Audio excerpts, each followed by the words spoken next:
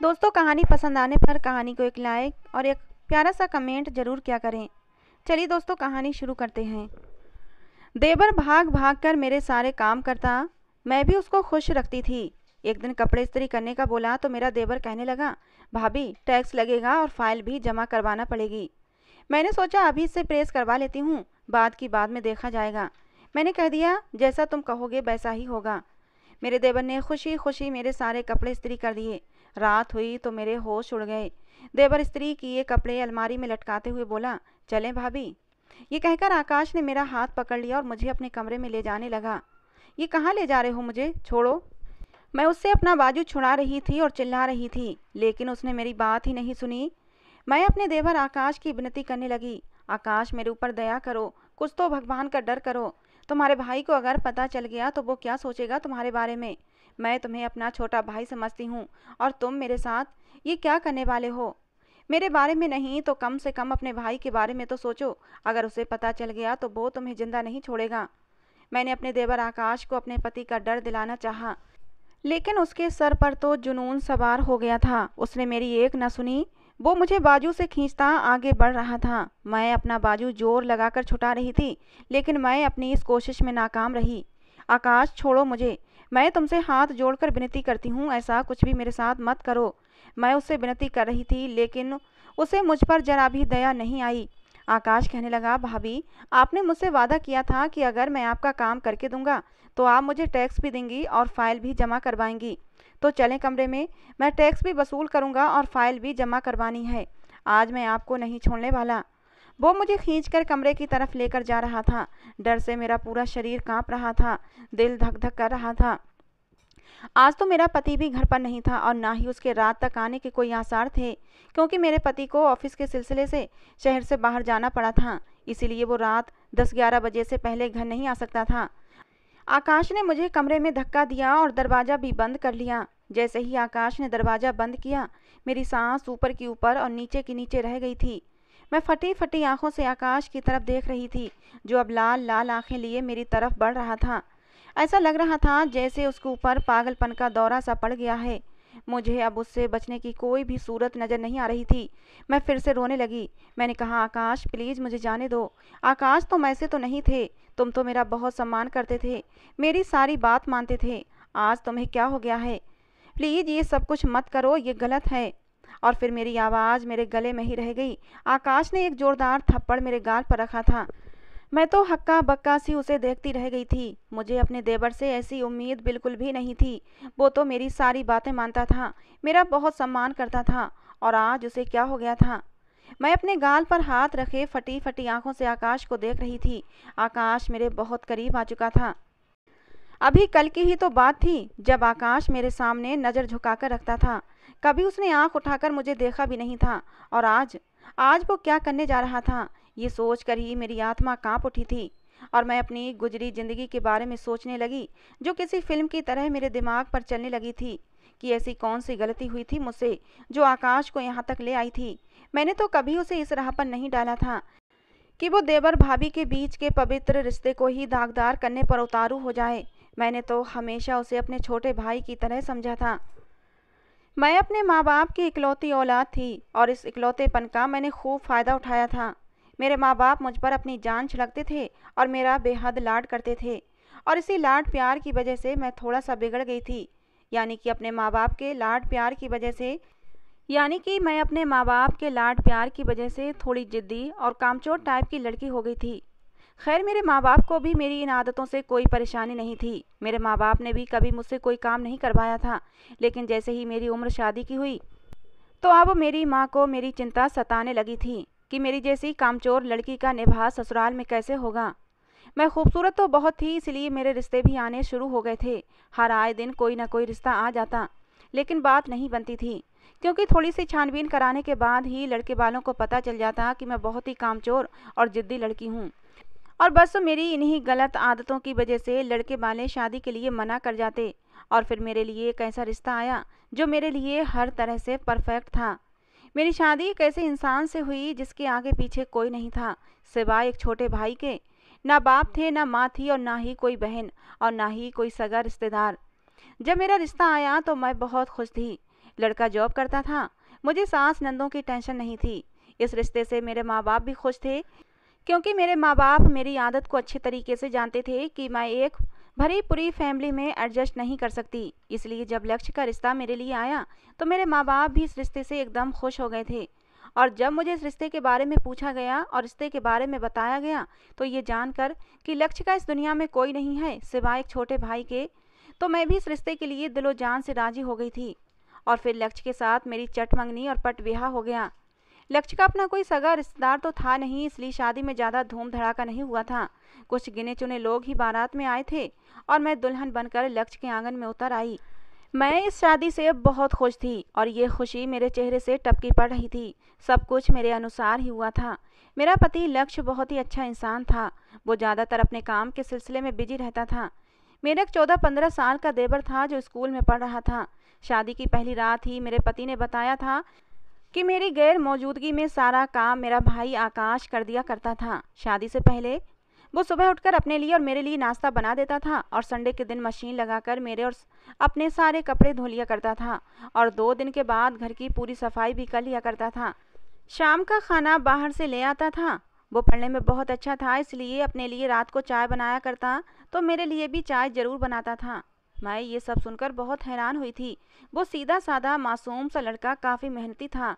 फिर मेरे पति ने मेरा हाथ थाम कर कहा कि मेरा भाई बहुत छोटा था जब मेरे माँ बाप एक हादसे में हम दोनों भाइयों को छोड़कर चल बसे थे और अपने भाई का पेट पालने के लिए मैं काम करने लगा।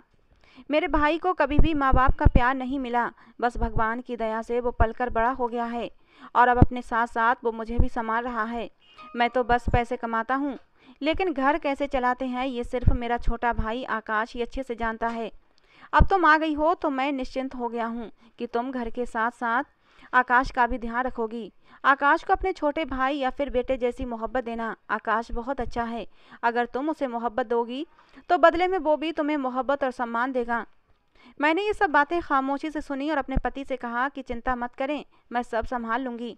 लेकिन सच बात तो ये थी कि मुझे थोड़ा गुस्सा आया था कि मेरा पति तो अपने भाई की तारीफ ही किए जा रहा था। हालांकि शादी की पहली रात थी, उसे हमारी ज़िंदगी के बारे में बात करनी चाहिए थी या फिर मेरी खूबसूरती की तारीफ़ें करनी चाहिए थी। लेकिन लक्ष्य ने जितनी भी बातें की थी वो सब आकाश के सिलसिले में ही की थी।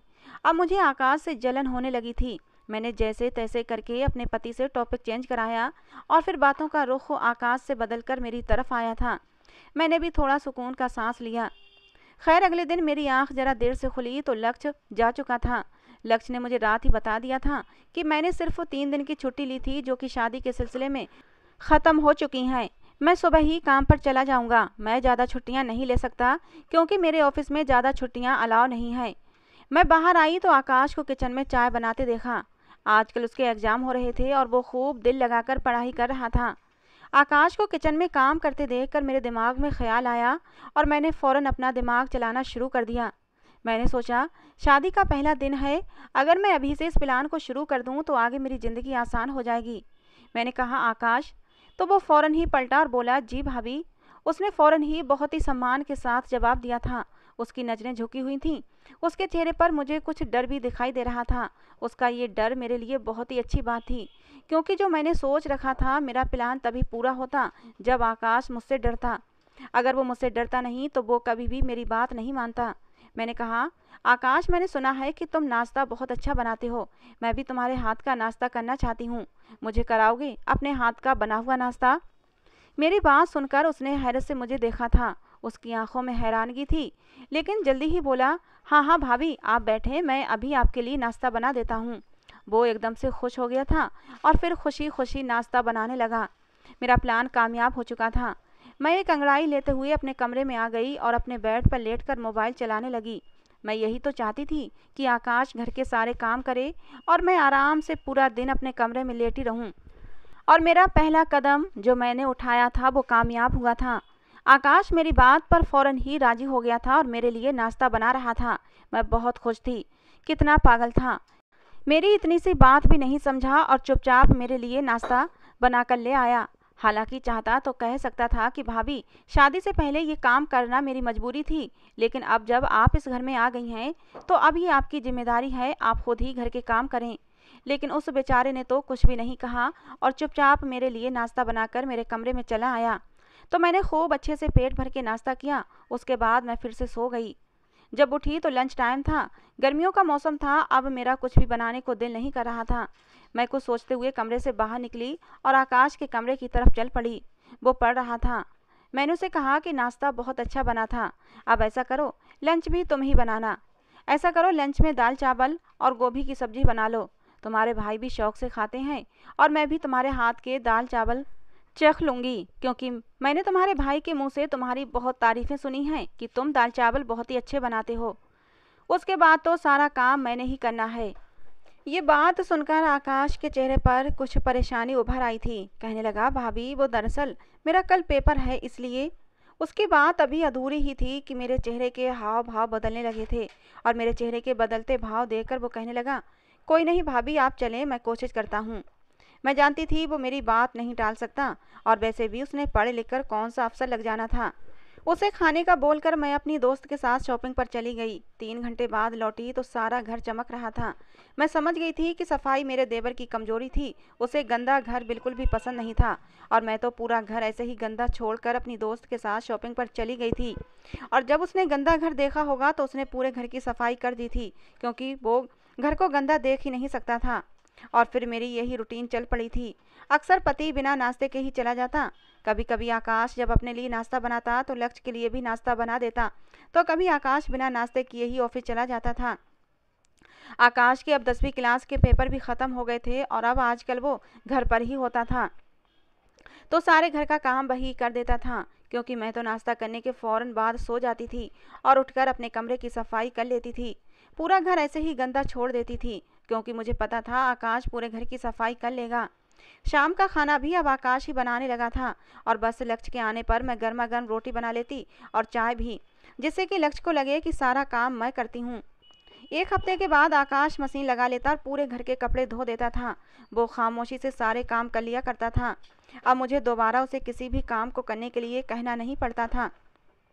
लेकिन मैंने नोट किया था आकाश बहुत चुप चुप सा रहता था, बहुत कम बात किया करता था। खैर, मुझे इस बात से कोई मतलब नहीं था। मैं तो खुद नहीं चाहती थी कि वो कोई मुझसे फालतू की बात करे।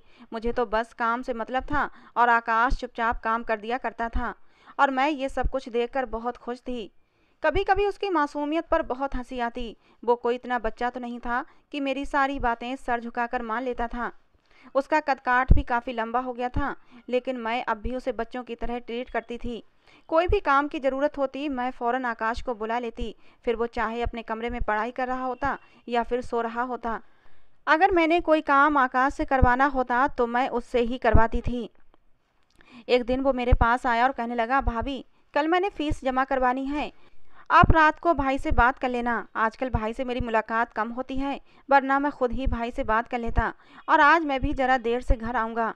उसकी बात सुनकर मुझे गुस्सा आ गया। मेरे माथे पर बल पड़ गए कि अब इसे पैसे भी देने थे। कॉलेज की फ़ीस कम से कम 1 लाख तो होगी ही और ऐसा मैं बिल्कुल भी नहीं चाहती थी कि मेरा पति लक्ष्य फिजूल में इतने पैसे अपने भाई को दे। इसलिए शाम को जब लक्ष्य घर वापस आया तो मैंने उसे आकाश की कही हुई बात नहीं बताई और सुबह हुई तो आकाश को उठने से पहले ही लक्ष्य ऑफिस के लिए निकल चुका था। आकाश ने फीस का पूछा तो मैंने झूठ बोल दिया और कहा कि तुम्हारे भाई कह रहे थे कि हाथ अभी तंग चल रहा है, इसलिए पैसों का इंतजाम नहीं हो सकता। ये सुनकर आकाश बहुत परेशान हुआ था। उसका मुंह लटक गया था और वो खामोशी से चला गया। मैंने भी सुकून का सांस लिया। उसके बाद आकाश ने दोबारा पैसों की बात नहीं की थी, ना ही मुझसे और ना ही अपने भाई से। समय गुजरता गया, मैं भी अपनी ज़िंदगी में बिजी हो गई और आकाश भी। हाँ, ये मेरा रूटीन अब भी बना हुआ था कि जब भी मुझे आकाश घर में दिखाई देता तो मैं उससे घर के सारे काम करवाने लगती थी।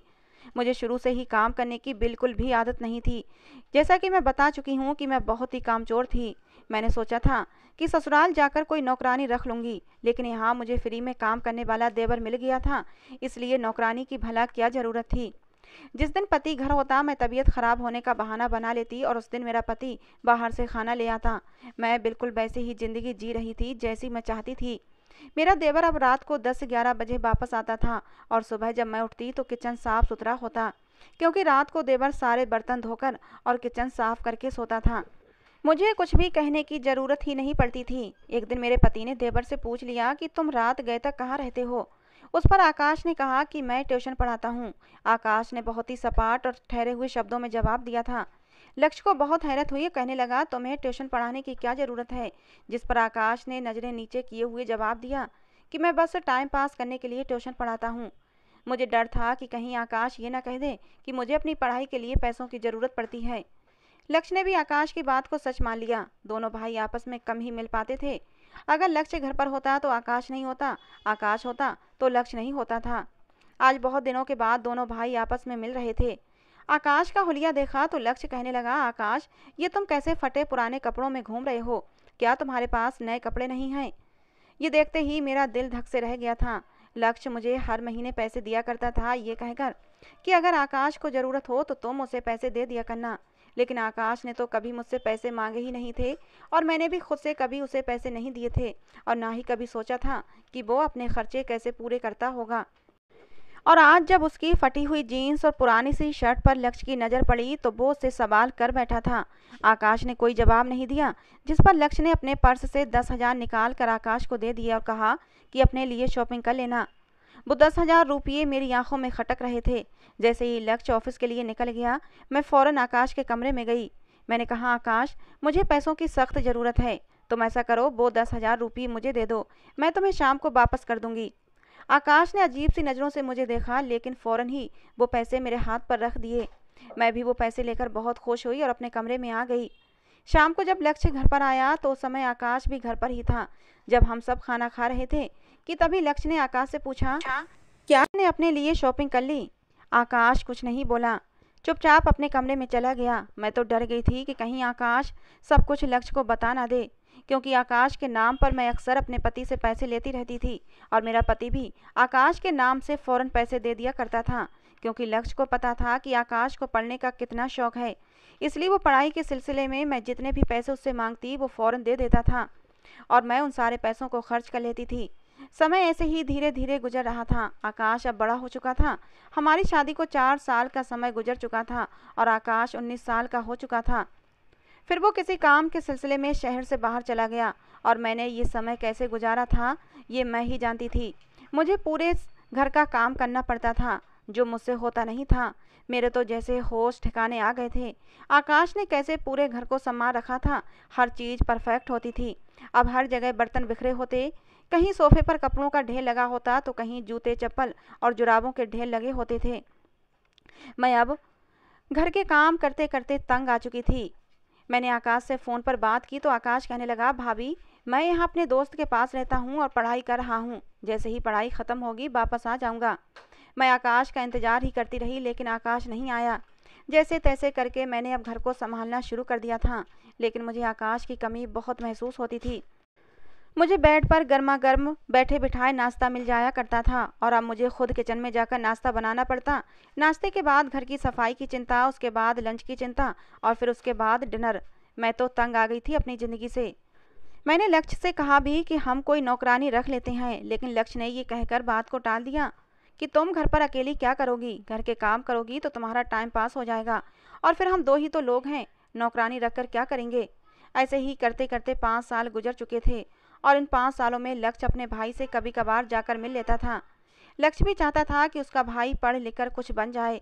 लक्ष्य कभी कभी मुझे आकाश का जिक्र करता कि आकाश बहुत ही मेहनती है, वो बहुत ही मन लगाकर पढ़ाई कर रहा है। देखना, एक दिन मेरा भाई बहुत बड़ा आदमी बनेगा। और फिर एक दिन लक्ष्य वापस आ गया। मैं उसके आने पर बहुत खुश हुई थी। मैंने उसकी खूब आवभगत की, अच्छा खाना खिलाया, उसका हर तरह से ख्याल भी रखा। आकाश भी बहुत खुश नज़र आ रहा था। वो पहले से काफ़ी निखर गया था, शरीर भी पहले से भरा भरा हो गया था। पहली बार तो जब मैंने उसे देखा तो पहचान ही नहीं पाई थी। इतना हैंडसम हो गया था कि नज़र ही नहीं हटती थी। शाम हुई तो मैंने देखा आकाश अपने कपड़े प्रेस कर रहा था। मैंने उससे कहा कि आकाश, मेरी तबीयत ठीक नहीं है, तुम अपने भाई के कपड़े भी प्रेस कर दो। आकाश ने ये बात सुनी और कहा कि भाभी, इस काम का टैक्स लगेगा और फाइल भी जमा करवानी होगी। उसकी बात सुनकर मैं हंस दी। मुझे लगा आकाश मजाक कर रहा है। मैंने भी मजाक में कह दिया, ठीक है, मैं टैक्स भी भर दूंगी और फाइल भी जमा करवा दूंगी। जैसा तुम कहोगे वैसा ही करूंगी। फिलहाल अपने भाई के कपड़े प्रेस करो। मेरी बात सुनकर आकाश बहुत ज़्यादा खुश हो गया और खुशी खुशी उसने सारे कपड़े प्रेस कर दिए। और फिर जैसे ही शाम हुई तो मुझे अंदाज़ा नहीं था कि मेरी ज़िंदगी की ये सबसे डरावनी रात बनने वाली थी। शाम होते ही आकाश मेरे कमरे में आया और कहा कि चलें भाभी, फ़ाइल जमा करवाएं। वो काफ़ी संजीदा सा लग रहा था, लेकिन मुझे हैरत हुई कि किस फ़ाइल की बात कर रहा था वो। कौन सी फ़ाइल? मैंने हैरान होते हुए पूछा, तो वो कहने लगा, आपको ऑफिस पहुंचकर ही पता चलेगा। देवर ने संजीदगी से जवाब दिया। अब मुझे आकाश पर गुस्सा आने लगा। मैंने कहा, अगर ये मजाक है तो मेरे पास बिल्कुल भी टाइम नहीं है, मुझे ज़रूरी काम से जाना है। मैंने लापरवाह से अंदाज में कहा और अपना बैग उठाती कमरे से बाहर निकलने लगी, लेकिन आकाश ने आगे बढ़कर झटके से मेरा बाजू थाम लिया। मुझे तो जैसे करंट लगा था। जिस देवर ने कभी मुझे नज़र उठाकर नहीं देखा था, उसने आज मुझे छुआ था, और ये बात बहुत बड़ी थी। ये क्या बदतमीजी है, छोड़ो मेरा हाथ, मैंने गुस्से से गुर्राते हुए कहा।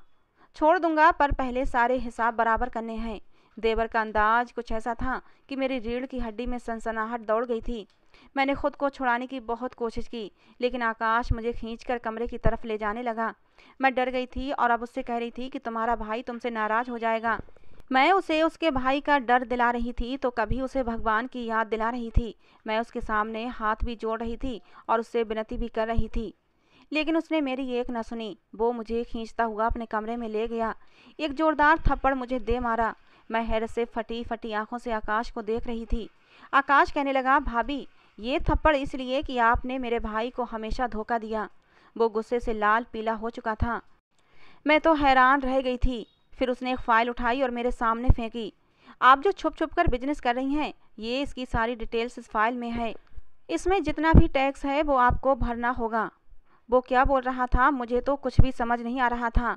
आकाश आगे बोला, और ये देखें, मैं इनकम टैक्स ऑफिसर हूँ। पिछले 1 साल से मैंने आपकी सारी जानकारी निकाल ली है, लेकिन इससे पहले कि इनकम टैक्स वाले आपको लेकर जाएं, खामोशी से सारा टैक्स भर दें। उसने अपना कार्ड मेरे सामने किया और मैं हैरान रह गई। वो वाकई ऑफिसर बन चुका था। इतना लंबा अरसा वो घर से इसलिए दूर रहा था कि वो ट्रेनिंग पर गया हुआ था, और उस फाइल में सारा हिसाब किताब था। आकाश कहने लगा कि इस फाइल में वो सारा हिसाब किताब है जो आपने मेरे नाम पर भाई से पैसे लिए। वो सारे पैसे आपको आज मुझे देने पड़ेंगे, क्योंकि उन पैसों पर सिर्फ और सिर्फ मेरा हक था, क्योंकि भाई ने वो पैसे सिर्फ और सिर्फ मेरे लिए दिए थे, मेरी पढ़ाई के लिए दिए थे। लेकिन आपने मुझे एक पैसा भी नहीं दिया। मैं मेहनत मजदूरी करके अपनी पढ़ाई करता रहा, कभी बच्चों को ट्यूशन पढ़ाता तो कभी पार्ट टाइम जॉब करता, और मैंने अपनी पढ़ाई पूरी की। लेकिन अब मैं वो सारे पैसे आपसे वसूल करूँगा। मैं खाली खाली नज़रों से आकाश को देख रही थी। ना जाने उसे कैसे मेरे बिजनेस का पता चल गया था, हालांकि मैंने बहुत ही राजदारी से ये काम शुरू किया था। आकाश कहने लगा, भाभी जानती हैं, जब आप पहली बार इस घर में आई थीं तो मैंने आपको भाभी नहीं अपनी माँ समझा था। मैं प्यार का भूखा बच्चा था। मैं बहुत छोटा था जब मेरे माँ बाप मुझे छोड़कर इस दुनिया से चले गए थे। मुझे तो अपने माँ बाप की शक्ल भी याद नहीं। मेरे भाई ने ही मुझे पाल पोस कर बड़ा किया, मुझे पढ़ाया लिखाया, लेकिन फिर भी एक औरत की कमी इस घर में हमेशा महसूस होती थी। मुझे लगता था कि जब भाई की शादी हो जाएगी और जब मेरी भाभी आ जाएंगी तो वो मुझे माँ का प्यार देंगी, इस घर को संभाल लेंगी। लेकिन आपने ऐसा नहीं किया। मैं थक गया था अपने नाजुक हाथों से काम करते करते, पर आपने मुझ पर जरा भी दया नहीं दिखाई। आपने क्या किया? आपने तो मुझे नौकर ही बना दिया। आकाश की आंखों में आंसू चमक रहे थे और मेरा सर शर्मिंदगी से झुक गया था। आकाश फिर बोला, मैं जानता था भाभी, अगर मैंने इनकार किया तो आप मुझसे नफरत करेंगी, भाई को मेरे खिलाफ भड़का देंगी, और मैं ऐसा बिल्कुल भी नहीं चाहता था, क्योंकि भाई के अलावा इस दुनिया में मेरा कोई नहीं था। अगर आप भाई को मेरे खिलाफ कर देती और भाई मेरे खिलाफ हो जाते तो मैं क्या करता, मैं कहाँ जाता? मेरी कुल दुनिया मेरे भाई हैं। मैं भाई के बिना कुछ भी नहीं हूँ और ना ही उनके बिना जिंदा रह सकता हूँ। इसीलिए मैं खामोशी से आपकी हर बात मानता गया। आप अगर रात के 12 बजे भी मुझे उठाकर काम करवाती थीं, तब भी मैं सारा काम कर देता था। मैंने अपने मन में ठान लिया था कि मैं आपकी किसी भी बात के लिए ना नहीं करूँगा। इसी में भलाई थी, वरना मैं अपने भाई को खो देता। मैंने अपने कॉलेज की फ़ीस के लिए आपसे पैसे मांगे, लेकिन आपने भाई से बात नहीं की। मैं अपने भाई को अच्छे से जानता था। मेरे भाई का हाथ चाहे कितना भी तंग क्यों ना हो, अगर मैं पढ़ाई के लिए उनसे पैसे मांगता तो वो पैसे मुझे ज़रूर देते थे, कभी मना नहीं करते थे, चाहे कहीं से भी लाकर देते। लेकिन आपने मुझे बहाना बना दिया कि भाई ने कहा है कि उनका हाथ तंग है, वो पैसे नहीं दे सकते। मैं सब कुछ जानते बूझते भी चुप हो गया था और फिर कभी भाई से पैसों का जिक्र नहीं किया। मुझे पता था आप मुझे पैसे नहीं देने देंगी, इसीलिए मैंने अपना काम करना शुरू कर दिया। मैंने पार्ट टाइम जॉब शुरू की, बच्चों को ट्यूशन देना शुरू कर दी और इस तरह मैं अपनी पढ़ाई पूरी करता गया। ये कैसा आईना दिखा रहा था वो आज मुझे, मैं तो जैसे ज़मीन में गड़ सी गई थी। आकाश फिर बोला, भाभी अगर आप चाहती तो एक नौकरानी भी रख सकती थीं, लेकिन आपको तो सब कुछ मुफ्त में मिल रहा था, इसीलिए आपने नौकरानी नहीं रखी और मुझे ही घर का नौकर बना दिया। खैर ये समय इन बातों का नहीं है। मेरे ऑफिस वालों ने ये फाइल मुझे दी है, वो आपको गिरफ्तार करना चाहते हैं। मैंने उनकी मिन्नतें की हैं कि मैं आपको मना लूँगा, क्योंकि मैं नहीं चाहता कि आपकी वजह से मेरे भाई की बदनामी हो। और ये सुनते ही मैं फूट फूट कर रो दी थी। क्यों मैं इतनी पत्थर दिल बन गई थी। मेरे अंदर इतना लालच आ गया था कि मैंने अपने दोस्त के कहने पर अपने पति से छुपकर एक नाजायज़ बिजनेस शुरू कर दिया था, लेकिन मैं नहीं जानती थी ये गलत काम है, पर लालच ने मुझे अंधा कर दिया था। अब वक्त यही था कि मैं अपने सारे गलत कामों से छुटकारा पा लेती, इसी में इस घर की भलाई थी, और अपने देवर आकाश से भी माफ़ी मांग लेती और सारे पैसे उसे दे देती, क्योंकि अब मुझे अपनी गलती का एहसास हो गया था। मैंने आकाश के साथ जो भी किया वो बहुत ही गलत किया था, मुझे ऐसा नहीं करना चाहिए था। वाकई वो 14-15 साल का नासमझ बच्चा था। मैंने उसका बहुत गलत इस्तेमाल किया, जो मुझे नहीं करना चाहिए था, और अपनी गलती का एहसास होते ही मेरी आंखों में आंसू आ गए। मैंने आकाश से माफ़ी मांग ली और सारा नाजायज़ तरीके से कमाया गया पैसा इनकम टैक्स वालों को दे दिया। आकाश ने भी मुझे माफ़ कर दिया।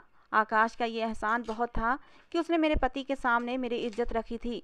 उसने लक्ष्य को कुछ भी नहीं बताया था, और फिर उस दिन मेरे समझ में आ गया था, मैं सुधर गई थी। पैसा तो आनी जानी चीज़ है, असल चीज़ तो रिश्ते होते हैं, जो मैं अब खोना नहीं चाहती थी, ना ही पति को और ना ही अपने भाई जैसे देवर आकाश को। मैंने आकाश को दिल से अपना लिया था और बिल्कुल उसे भाइयों की तरह रखती थी, भाइयों की तरह उसका ख्याल रखती थी, और आकाश भी मेरा बहुत मान सम्मान करता था। तो दोस्तों ये थी आज की हमारी कहानी। आपको कैसी लगी ज़रूर बताना, पसंद आई हो तो प्लीज़ लाइक करना। रोज़ एक नई कहानी सुनने के लिए हमारे चैनल को सब्सक्राइब करना। कहानी को अंत तक सुनने के लिए आप लोगों का बहुत बहुत धन्यवाद दोस्तों। मिलते हैं अगली किसी नई कहानी के साथ।